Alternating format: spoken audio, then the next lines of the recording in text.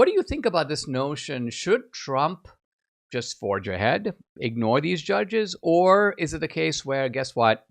You know what?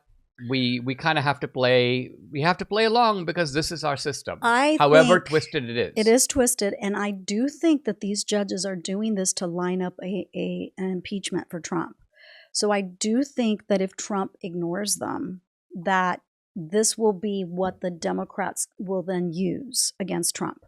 So you're saying that even if they are overturned on appeal, the point will be that they are the law until such time as they are overturned on appeal. And therefore, Trump was, quote, violating the law. Exactly. So I think he needs to be a little careful, only because the left's dream has been to get rid of him for how many years now? 8 years now. Yeah. Right? So they're not going to stop.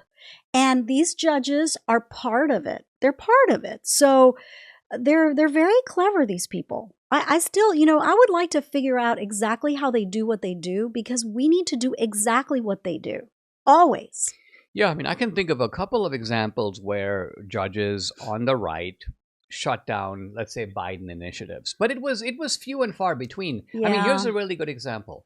You have judges that have shut Trump down on the border. And the media, blamed them, was focused on how bad they were. Yeah, how bad they were, usurping Biden, right? Yeah. And this time it's the other way around.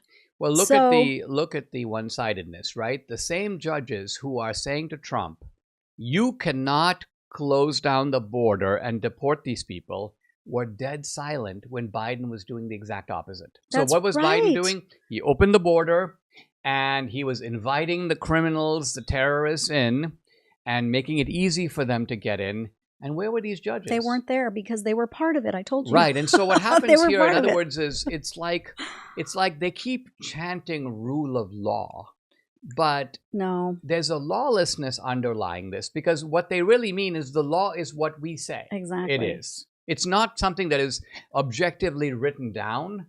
It's almost like saying the multiplication tables are what we say it is. That's right. It's not 7 times 8 is not 56. It may be 56 depending on which judge is ruling on it. That's right. And depending on who the president is, right? And depending on who the president is. So that's, to me, these activist judges, I mean, we don't have activist judges. That's just it. Look at all of the judges that were appointed by Trump who basically were violating the rights of all the J6ers.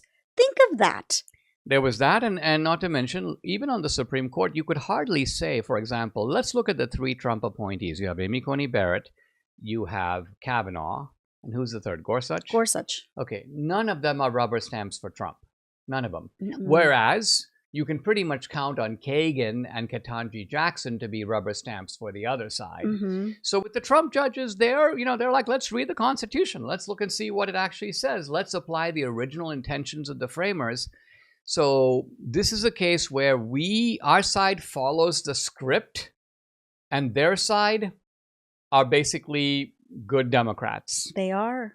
They're loyal to the ideology of the left.